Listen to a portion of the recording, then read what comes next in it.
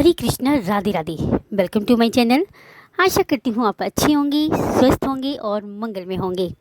आज मैं इस वीडियो में आपके लिए लेकर आई हूँ जीवित पुत्रिका यानी जीतिया की पावन कथा।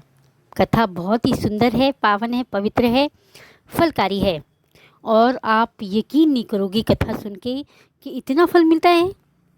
तो ये तो आपको कथा सुनने के बाद पता चलेगा, इसलिए स्किप ना करके वीडियो पूरी देखिएगा और कथा सुनिएगा।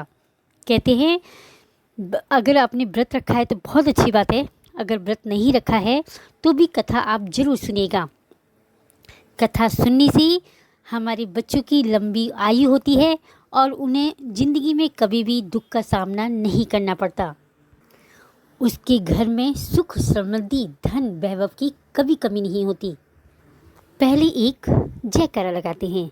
बोली भगवान विष्णु, माता लक्ष्मी जी की जय, वृंदावन बिहारी लाल की जय, जीतिया माता की जय। आइए कथा सुनते हैं। कथा मन से, भाव से, श्रद्धा के साथ सुनेगा, तभी आपको फल की प्राप्ति होगी। आइए सुनते हैं कथा। जीतिया का व्रत हिंदू धर्म में संतान की लंबी उम्र और उसकी मंगल कामना के लिए सभी माताएं अपने बच्चों के लिए व्रत अवश्य रखती हैं। उनकी संतान को लंबी उम्र और जीवन भर दुख और तकलीफ से सुरक्षा मिलती है। जो कोई भी स्त्री इस व्रत की कथा सुनती है उसे कभी भी अपनी संतान के वियोग का सामना नहीं करना पड़ता है। अब आइए श्रवण करते हैं जीवित पुत्रिका व्रत कथा यानी जीतिया की व्रत कथा। सुखनी और दुखनी दो बहनें थीं। सुखनी अपने नाम के अनुसार सुखी थी और दुखनी अपने नाम के अनुसार दुखी। दोनों एक ही पिता की संतानें थीं, लेकिन उनकी माताएं अलग अलग थीं।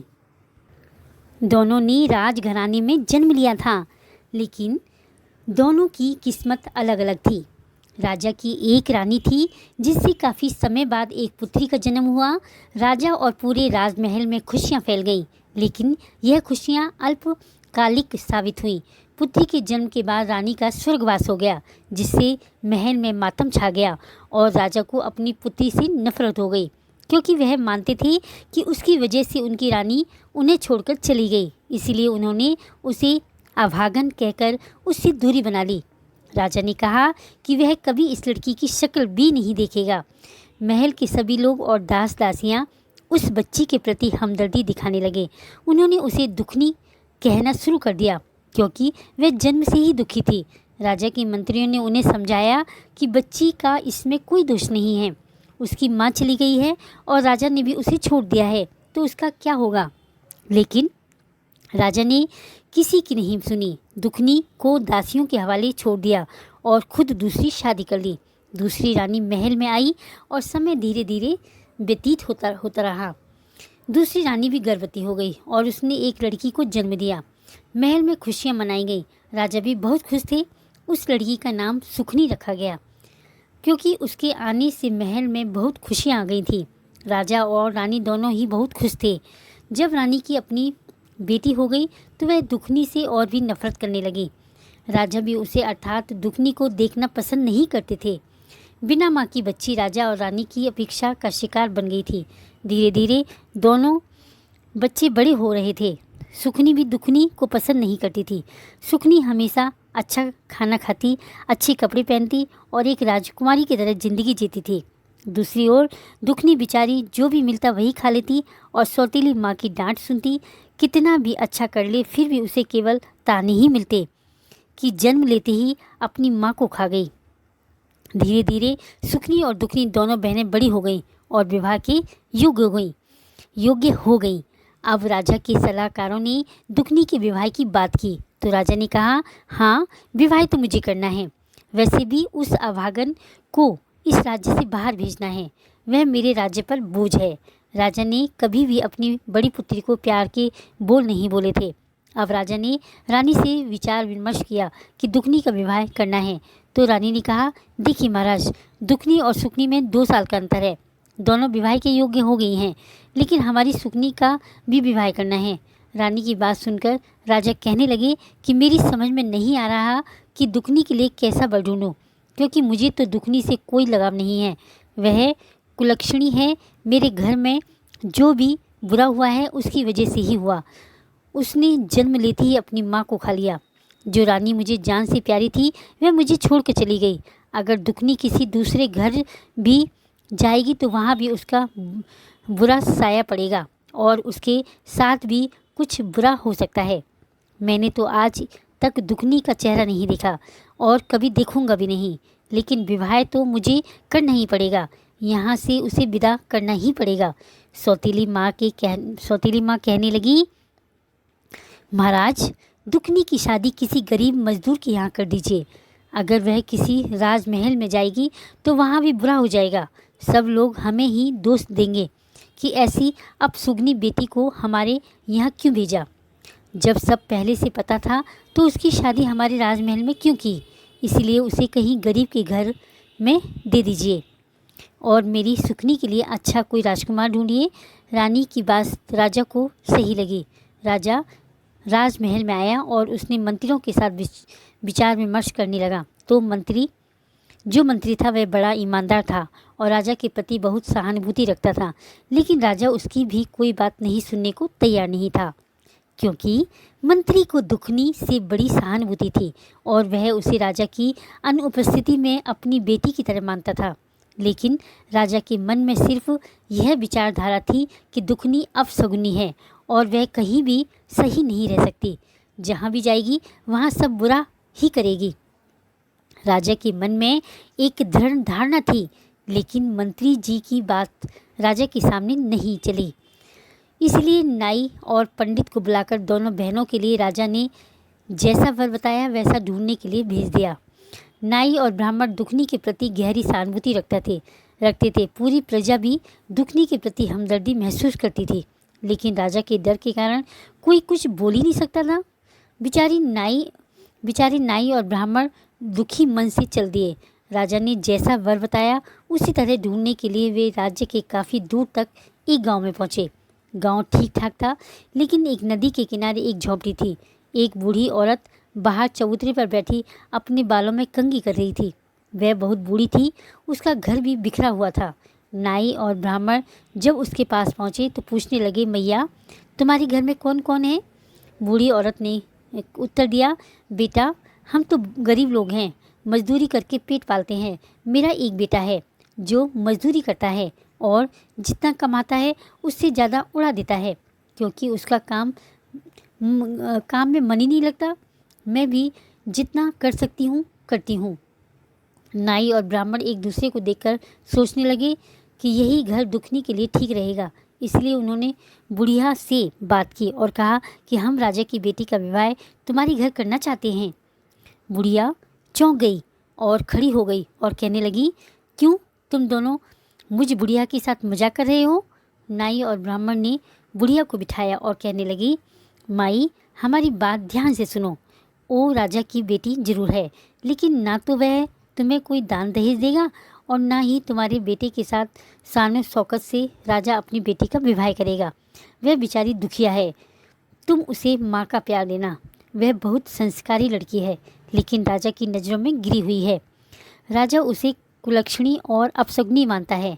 हे मैया, पूरी प्रजा को उससे सहानुभूति है, लेकिन यदि वह तुम्हारे घर आएगी तो तुम्हारा घर स्वर्ग बना देगी। वह बहुत अच्छी लड़की है, लेकिन राजा के खिलाफ कोई बोलने की हिम्मत नहीं कर सकता। बुढ़िया माई कहने लगी, ठीक है बेटा, मेरे बेटे का तो विवाह होना ही मुश्किल है। कौन अपनी लड़की मेरे बेटे के लिए देगा? मुझे तो इसी में खुशी है कि मेरे बेटे का विवाह हो जाएगा। अब नाई और ब्राह्मण वहाँ दुखनी का रिश्ता तय करके आगे बढ़ते और उसी राज्य के राजा से मिलते हैं।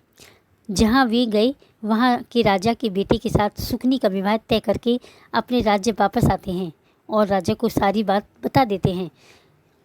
निश्चित समय पर शुभ मुहूर्त निकालकर दोनों का विवाह एक ही दिन तय हो जाता है। दुखनी के विवाह में केवल 5 लोग आए, क्योंकि बेचारे बड़े गरीब थे। राजा और रानी को कोई भी परवाह नहीं थी। जैसे तैसे फेरे हुए और दुखनी को बिता कर दिया। उसके साथ ना कोई दान दहेज, ना कोई सेवक सेविका, कुछ नहीं। बेचारी दुखनी आंसू भरी आंखों से अपने मायके से ससुराल के लिए यही अपनी किस्मत का लिखा मानकर विदा हो गई। दूसरी ओर सुखनी की बारात बहुत धूमधाम से आई थी। राजा ने बहुत उत्साह से सुकनी का विवाह किया और बहुत अधिक दान दहेज दिया। बहुत सारा धन, घोड़े, हीरे, मोती आदि राजा ने अपनी हैसियत से अधिक सुकनी के दहेज में दिया। और दूसरा राजा बहुत खुश हुए और सुकनी की विदाई बड़े ठाठ से हो गई।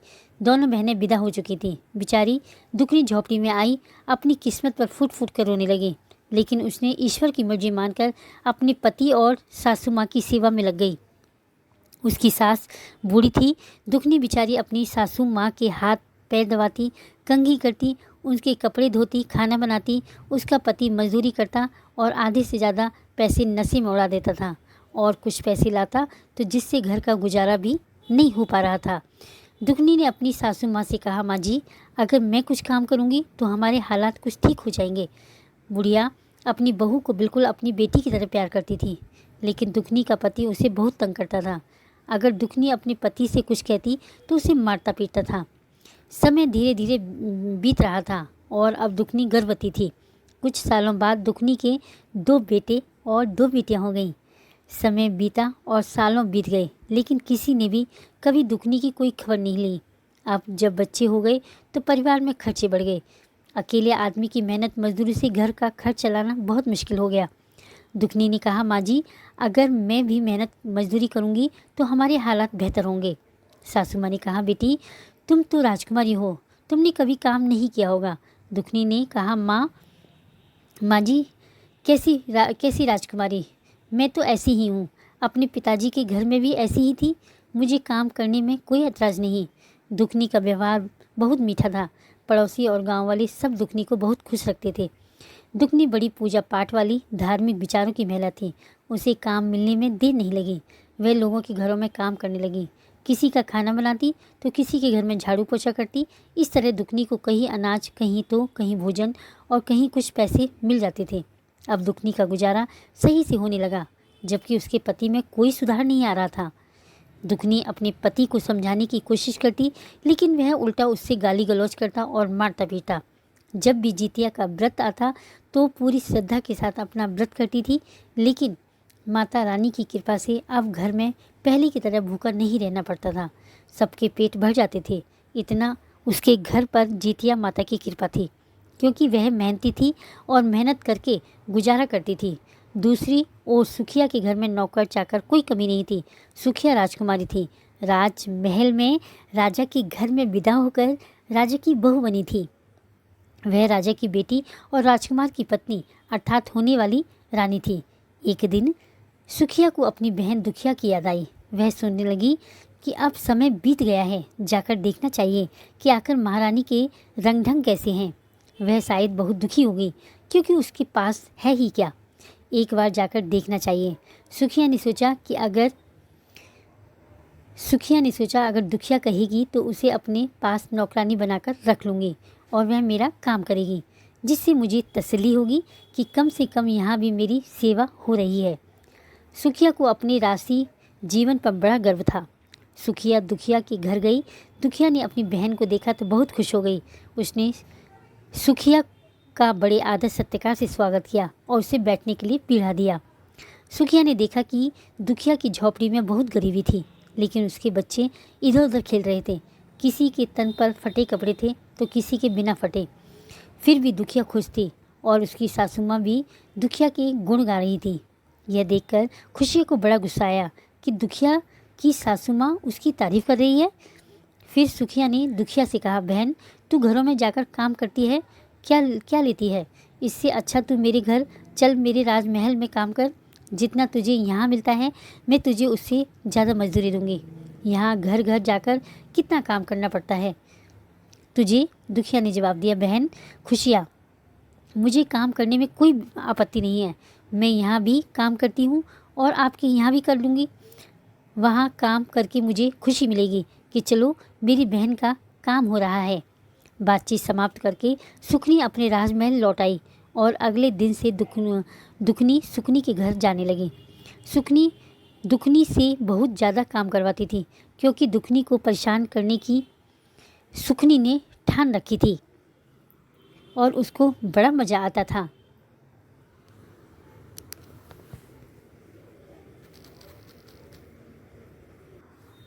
सुकनी को भी बासी खाना मिलता था, उसे वह दुखनी को दे देती और दुखनी उसे खुशी खुशी ले आती। राजमहल में तरह तरह के व्यंजन बनते थे और कभी कभी बच्चों के लिए भी अच्छे पकवान मिल जाते थे। इस वजह से दुखनी और उसके बच्चे खुश रहते थे। अब कुछ नया खाने को मिलेगा। जितिया का व्रत आया। बच्चे कहने लगे, माँ आज तो आप मौसी के यहाँ जाओगी, नए नए पकवान मिलेंगे, हमारे लिए भी कुछ लेकर आना। दुखनी ने कहा, ठीक है बच्चों, ले आऊँगी। दुखनी सुकनी के पास गई और कहने लगी, बहन आज नहाए खाए हैं और जितिया का व्रत आ रहा है, तो मुझे भी कुछ पकवान दे देना, बच्चे बहुत उम्मीद से बैठे हैं। सुकनी ने कहा, अरे दुखिया कैसी बात कर रही है, काम कर, आज कुछ नहीं बनेगा। ऐसा कहकर उसे डांट दिया। बेचारी दुखनी रोती हुई अपने घर लौट आई। आज उसे बासी खाना भी नहीं मिला। दुखनी रोती हुई घर आई तो बच्चे बोले, माँ आज मौसी ने कुछ नहीं दिया। दुखनी ने कहा, नहीं बेटा। बच्चे बोले, माँ तुम नहाए खाए का जितिया व्रत कैसे करोगी, पारण कैसे करोगी। दुखनी की आंखों में आंसू आ गए, लेकिन वह कुछ नहीं बोली और कहा, बेटा जैसे भगवान चाहेंगे वैसे रह लूँगी। अपने बच्चों को लंबी आयु और स्वास्थ्य के लिए मैं व्रत जरूर रखूँगी। मेरे लिए धन दौलत जो कुछ भी है सब मेरे बच्चे हैं। लेकिन बेचारी दुखनी बहुत लाचार थी। वह अपनी भूख सह सकती थी, लेकिन बच्चों के लिए व्रत जरूर रखती थी। लेकिन आज सासू माँ बच्चों को भूखा कैसे देखेगी। तभी दुखनी के मन ही मन निर्णय लिया। उसने कुल्हाड़ी और रस्सी उठाई और कहने लगी, आज से मैं किसी के घर नौकरानी नहीं बनूंगी और अपना काम खुद करूंगी। जंगल से लकड़ी लाऊंगी और शहर में बेच दूंगी और इसी से अपना गुजारा करूंगी। अब वह लकड़ी लाने के लिए रस्सी और कुल्हाड़ी उठाकर जंगल की ओर चल पड़ी। अभी समय था, वह लकड़ियां बेचकर अपने व्रत का सामान ला सकती थी। बेचारी जंगल की तरफ सच्चे मन से जितिया माता का नाम लेते हुए बच्चों की लंबी उम्र की कामना करती हुई मन ही मन रोती जा रही थी। अपनी बेबसी और लाचारी पर चलते हुए उसने देखा कि जंगल के अंदर एक गाय है जो प्रसव पीड़ा से बहुत दुखी हो रही है। गाय का प्रसव नहीं हो पा रहा था और वह बहुत परेशान नजर आ रही थी। दुखनी तो सच्चे दिल की थी, किसी का दुख उससे देखा नहीं जाता था। वह गाय के पास जाकर बोली, बहन तुम कौन हो। गाय ने कहा, मेरा नाम दुखनी है। बहन मेरी थोड़ी मदद करो, मैं प्रसव पीड़ा में बहुत कष्ट में हूँ और मेरा प्रसव नहीं हो पा रहा है। दुखनी बेचारी गौ माता को सहला कर उसकी कमर पर प्यार से हाथ फेरा। कुछ समय पश्चात गौ माता का प्रसव हो गया और गौ माता ने बछड़े को जन्म दिया। गौ माता ने दुखनी को धन्यवाद दिया। वह तो दुखनी की परीक्षा ले रही थी, लेकिन वह उनसे अनजान थी। दुखनी ने गौ माता से कहा, आप बछड़े का ध्यान रखो, मुझे अभी लकड़ी लेने जाना है। गौ माता ने कहा, दुखनी बहन लौटते समय मुझसे ज़रूर मिलते जाना। दुखनी आगे बढ़ चली। रास्ते में थोड़ी दूर चली थी कि उसने देखा कि एक नागिन बार बार अपना फन जमीन पर मार रही थी और तड़फ रही थी। दुखनी ने उसे ध्यान से देखा तो ऐसा लगा रहा था जैसे बहुत कष्ट में है। दुखनी को नागिन पर दया आ गई। वह उसके पास गई और बोली, नागिन बहन तुम इतनी परेशान क्यों हो। नागिन ने जवाब दिया कि तुम कौन हो, मुझे देखकर तो लोग डर कर भाग जाते हैं और तुम मेरे पास आ गई हो। दुखनी ने कहा, नागिन बहन मुझे डरने की क्या ज़रूरत है, अगर तुम मुझे ढस भी लोगी तो क्या होगा, मेरे बिना यह दुनिया नहीं रुकेगी और अगर मैं मर भी गई तो धरती पर एक बोझ कम हो जाएगा। मैंने कभी किसी का प्यार नहीं पाया, माँ बाप के प्यार के लिए तरसती रही और यहाँ भी कभी पति का प्यार नहीं मिला जिससे माँ बाप का प्यार भूल जाऊँ। दुखनी नागिन से कहने लगी, वह भी बस मतलब से बात करता है, जो कमाता है उसका आधा नशे में उड़ा देता है, न बच्चों से मतलब है न ही मुझसे। जब उसका मन करता है तब घर आता है, नहीं तो नशा करके पड़ा रहता है। नागिन ने कहा, बहन दुखिया तुम्हारी बातें सुनकर बड़ा दुख हुआ, मैं क्या करूं, मेरी यह कैंचुली नहीं उतर रही है। लोग मुझे देखकर पत्थर मारते हैं और डरते हैं, लेकिन तुम मेरे पास आ गई हो, मेरी है कैंचुली उतारने में मेरी मदद करो। नागिन की बात सुनकर दुखनी ने उसकी कैंचुली उतार दी। नागिन की तो जैसे सोने की काया हो गई। नागिन इधर उधर बड़े लचीलेपन से चलने लगी। नागिन ने कहा, बहन दुखनी तुम बहुत अच्छी हो, रास्ते से जब वापस आओ तो मुझसे मिलकर जाना। नागिन की मदद करने के बाद दुखनी वहाँ आगे बढ़ गई। जंगल के अंदर उसने देखा कि उस भयानक जंगल में एक बूढ़ी माई बैठी थी। वह स्वयं जीतिया माता थी जो दुखनी की परीक्षा लेने आई थी कि वह अपनी परीक्षा में पास होती है या नहीं। भगवान की माया को भगवान ही जाने। दुखनी ने देखा बूढ़ी माई बहुत परेशान बैठी थी। वह बूढ़ी माई कहने लगी, अरे बेटी, तुम कौन हो और इस जंगल में तुम क्या कर रही हो? दुखनी ने जवाब दिया, माँ जी, यहाँ लकड़ी काटने आई हूँ, लेकिन आप इस घने जंगल में क्या कर रही हो? जीतिया माता ने कहा, बेटी, मैं तो यहाँ झोंपड़ी बनाकर रहती हूँ। मेरे पैरों में बहुत ही दर्द हो रहा है, चलने में दिक्कत हो रही है। क्या तुम मुझे मेरी झोंपड़ी के अंदर तक ले जा सकती हो? दुखनी ने कहा, जरूर माँ जी, और उसने जीतिया माई को कंधे का सहारा देकर उठाया। अंदर एक चारपाई पड़ी हुई थी। दुखनी ने जीतिया माई को चारपाई पर बिठा दिया। जीतिया माई के खुले बाल उलझे हुए थे और उनका रूप डरावना सा लग रहा था।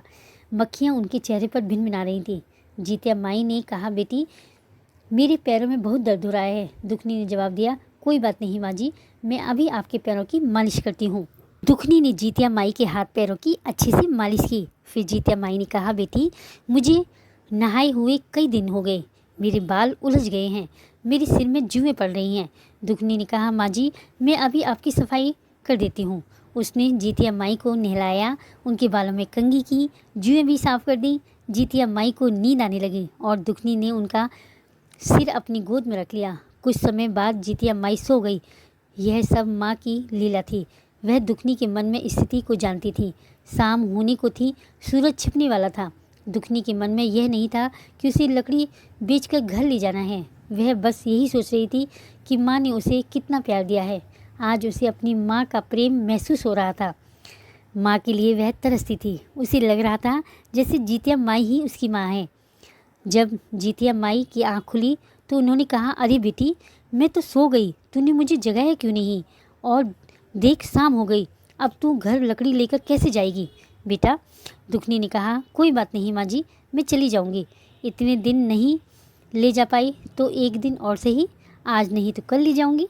जीतिया माई ने कहा, ठीक है बेटी, जरा मेरा यह थैला तो खुंटी से टंगा है, मुझे पकड़ा दे। दुखनी ने थैला उठाया और जीतिया माई को दे दिया। जीतिया माई ने उसमें से एक पोटली निकाली और दुखनी को देते हुए बोली, बेटी, ये पोटली ले जा, इसमें कुछ लाल कपड़े में बंधा हुआ है, इसे घर जाकर खोलना।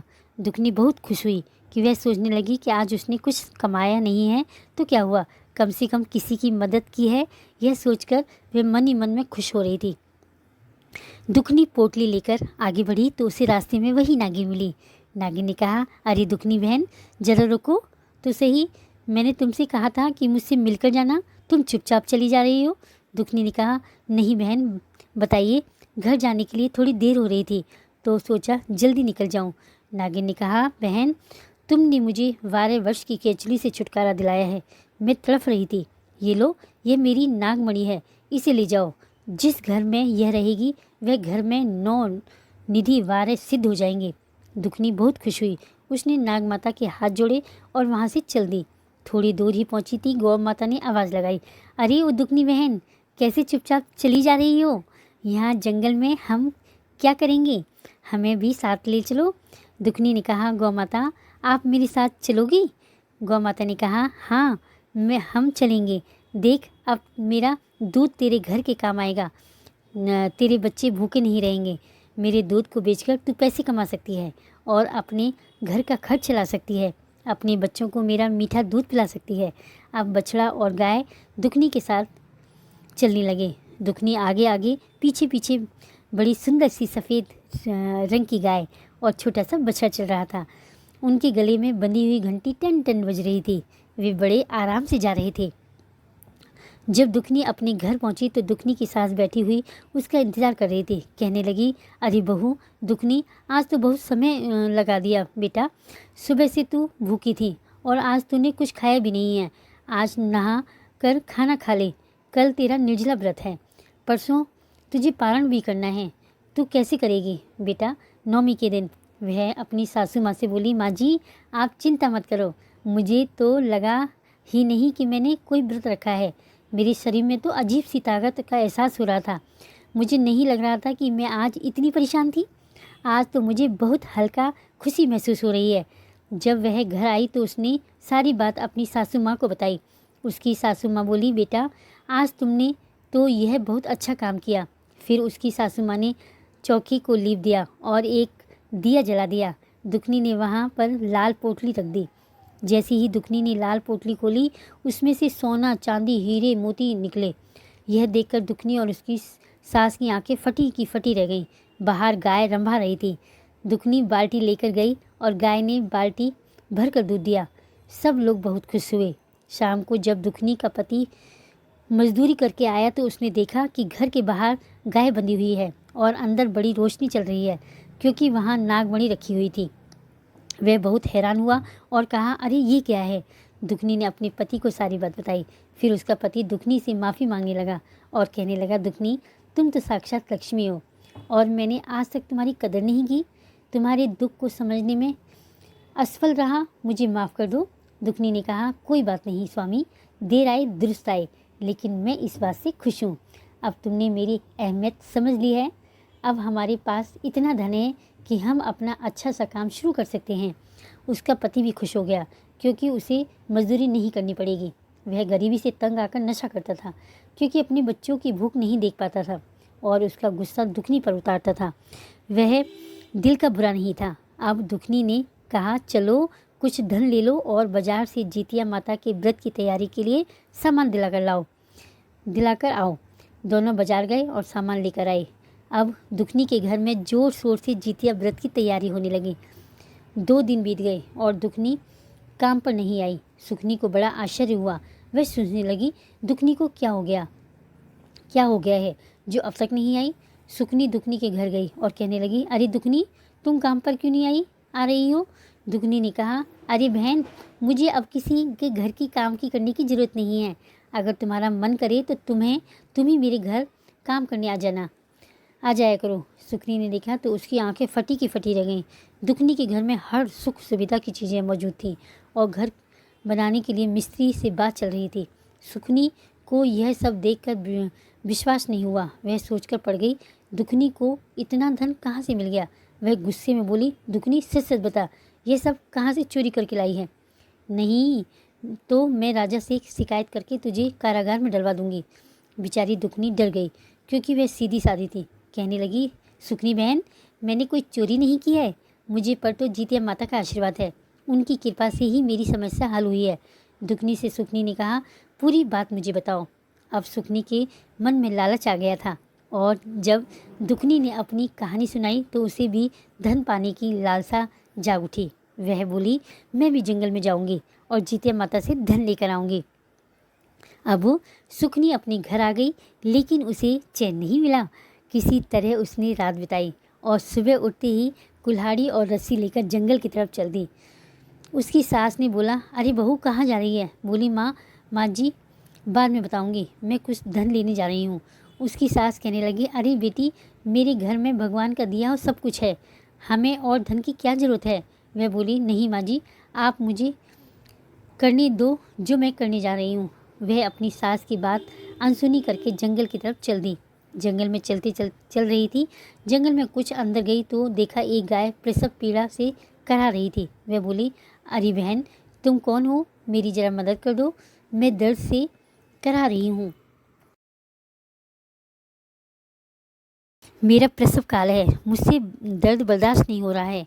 गौ माता की बात सुनकर सुखनी कहने लगी, तुझे मैं क्या दासी दिखाई देती हूँ। मैं सुखनी हूँ, इस राजा की बहू। हमारे यहाँ दास दासियाँ काम करते हैं और तुम मुझसे काम करने के लिए बोल रही हो। वह गाय को धुतकार कर आगे चली गई। आगे कुछ दूर चली तो उसे वही नागिन जो अपना फन धरती पर पटक रही थी दिखाई पड़ती थी। वह नागिन कहती है, अरे बहन, जरा मेरी मदद करो। सुखनी पहले तो नागिन को देखकर डर जाती है और कहती है, मुझे डस लेगी और मैं तेरी मदद कर दूं। अरे सांप को तो दूध पिलाता है, उसी को वह डस लेता है, मैं तेरी मदद नहीं करूँगी। और एक पत्थर उठाकर नागिन को मार देती है और आगे चल देती है। आगे चलते चलते जब काफ़ी अंदर जंगल में गए जाती है तो वह इस बूढ़ी माई को ढूंढती है। ढूंढते ढूंढते काफ़ी परेशान हो जाती है। अरे शाम होने को होती है तो देखती है कि एक बूढ़ी माई की झोंपड़ी दिखाई दे रही थी।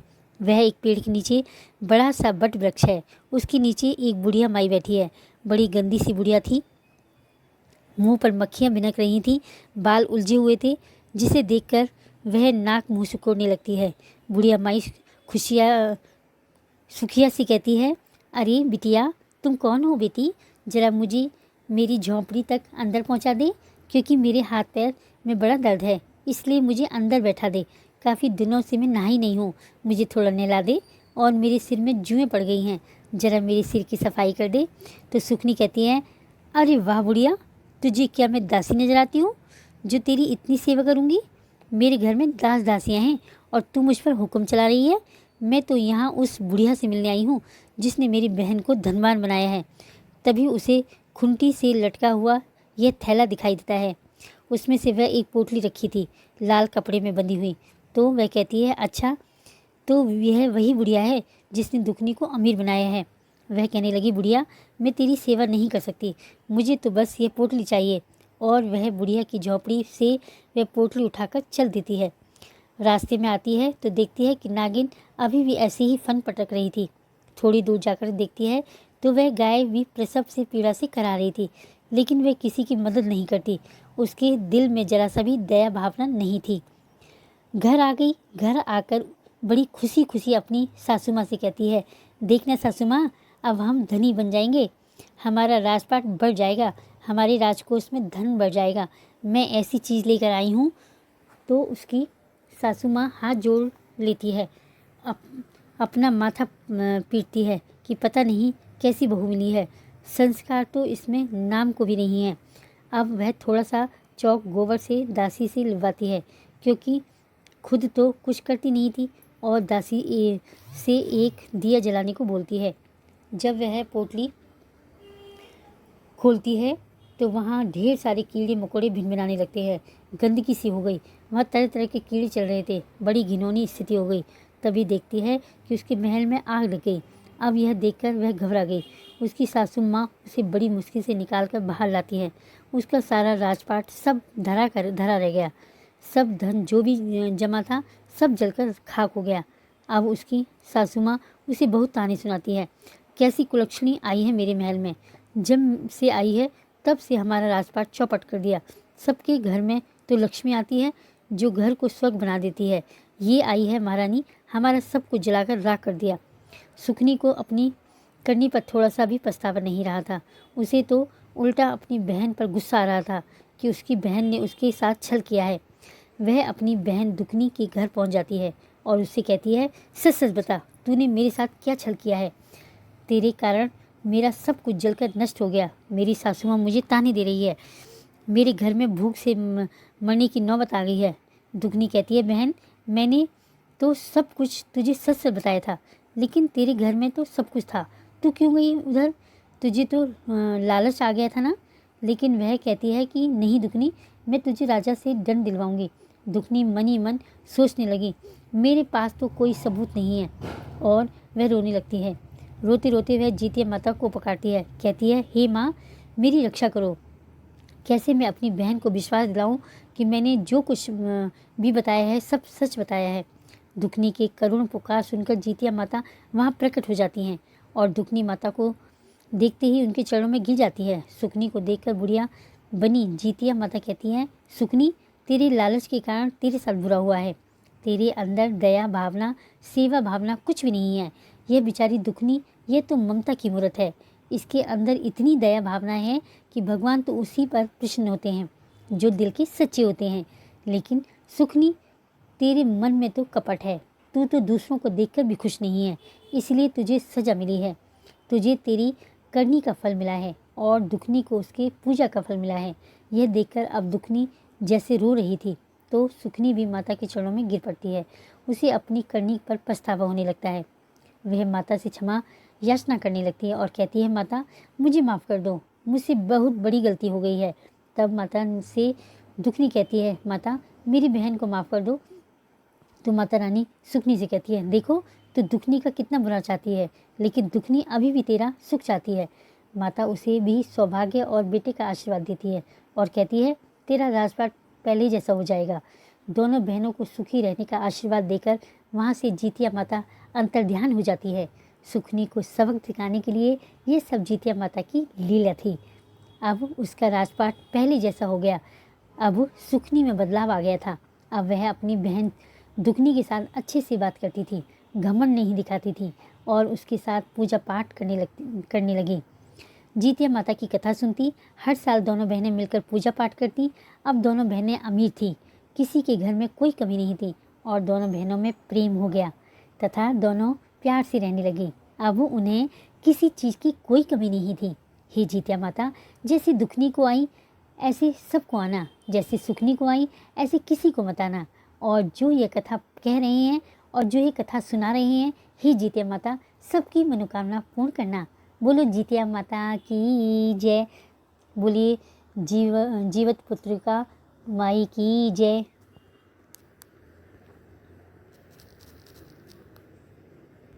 हे जितिया माता, अगर मैंने कथा अधूरी पढ़ी हो तो पूरी करना, पूरी पढ़ी हो तो मान रखना, कहने सुनने वाली सभी की मनोकामना पूर्ण करना। अगर वीडियो अच्छी लगी हो तो लाइक करें, कमेंट करें, मिनीज लाइफ स्टाइल को सब्सक्राइब करें।